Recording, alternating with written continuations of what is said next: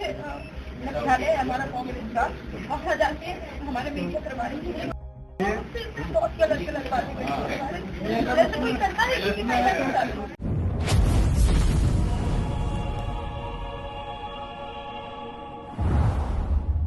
मध्य प्रदेश के ग्वालियर जिले की एक महिला नेता ने ही अपनी ही पार्टी के एक बड़े नेता पर गंभीर आरोप लगाए हैं।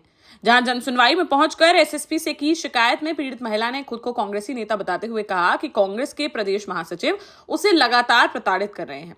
उन्हें पार्षदी के टिकट के लिए एक रात बिताने की शर्त रखी गई।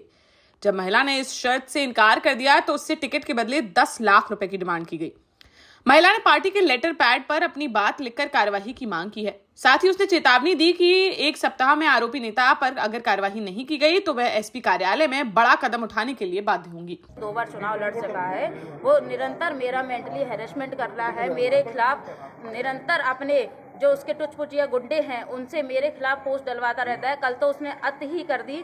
जब भी मैं किसी नेता के साथ राजनीति करती हूँ उस नेता के साथ मेरा नाम जोड़कर मुझे बदनाम करता है। कोई सोशल मीडिया पर डाला है? जी बिल्कुल डाला है, उसका साक्ष्य मैं आपको दूंगी और वो आप पब्लिश भी करिएगा। पहला चुनाव लड़ा था तो मैंने उसके लिए बहुत काम किया है, उसकी कई सारी मीटिंग भी कराई हैं और कई जगह मैं उनको लेके भी गई। मैंने उनके लिए बहुत काम किया। चूँकि मैं वार्ड क्रमांक 9 से चुनाव लड़ना चाह रही थी तब इन्होंने कहा इसका एक गुंडा है जो वार्ड नंबर 9 को पुराना पार्षद रहा, ने मुझसे कहा कि तुम आ जाओ के घर एक दिन के लिए रुक जाना, तुम रुक जाओगी तो दूसरे दिन तुम्हारा टिकट हो जाएगा। और टिकट के बाद भी इन्होंने मुझसे मैंने कहा मैंने ये नहीं कर सकती। फिर उन्होंने मुझसे 10 लाख रुपए की डिमांड करी। मैंने बोला मैं जब कांग्रेस की कार्यकर्ता हूँ, मेहनत कर रही हूँ तो 10 लाख रुपए आपको क्यों दूँ?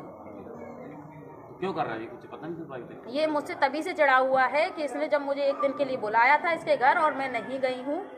जी बिल्कुल, ये मेरा हैरेसमेंट करना चाहते थे। वहीं अपने ऊपर लगे आरोपों को कांग्रेसी नेता ने सिरे से खारिज किया है। कांग्रेस के प्रदेश महासचिव ने कहा कि इस बात में बिल्कुल सत्यता नहीं है, उनके चरित्र हनन की कोशिश की जा रही है और वे जल्द ही इस मामले में पार्टी के वरिष्ठ नेतृत्व से बात कर कानूनी कार्यवाही करेंगे। कि 1% भी, ईश्वर साक्षी है, गजराव के महादेव साक्षी हैं, 1% भी इसमें सत्यता नहीं है।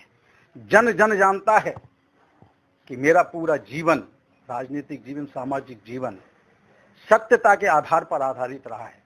मैं हमेशा ईश्वर को सर्वोपरि मान के चलता हूं और जीवन के अंतिम समय तक मान के चलूंगा। इस तरीके से आसमान पे थूकोगे मुंह पे गिरेगा।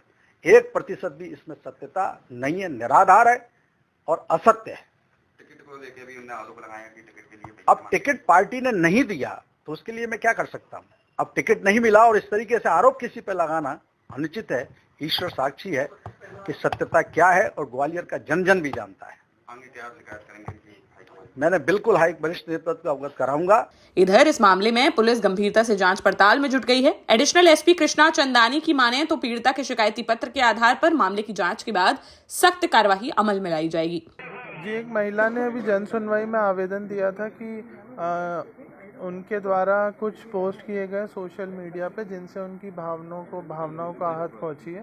तो हमने अभी उनका आवेदन रिसीव किया है और इस पे अभी जल्द से जल्द इसमें वेरीफाई किया जाएगा कि कौन से अकाउंट से पोस्ट हुए हैं और जो भी इस पे वैधानिक कार्रवाई बनेगी वो पुलिस द्वारा की जाएगी। उनके देखा कि वो लगातार प्रताड़ित कर रहे हैं कि उनको जबकि शादी नहीं हुई, शादी के बता रहे हैं कि उसकी शादी हो गई है, उसकी छवि को दूर हो रही है। वो अभी उनका जो भी पोस्ट किए गए उनका अवलोकन किया जाएगा और उनका अध्ययन किया जाएगा कि किस प्रकार से वो उनकी छवि को प्रभावित कर रहे हैं और उस पर से फिर पुलिस वैधानिक कार्रवाई करेगी। फिलहाल महिला नेता की इस शिकायत से कांग्रेस में हड़कंप मच गया है। महिला ने इसकी शिकायत पार्टी आलाकमान से भी करने की बात कही है। महिला द्वारा लगाए गए इन आरोपों में कितनी सच्चाई है यह तो मामले की जांच के बाद ही पता चल सकेगा। लेकिन इस हाई प्रोफाइल मामले से ग्वालियर से लेकर प्रदेश की राजधानी भोपाल तक खलबली मच गई है।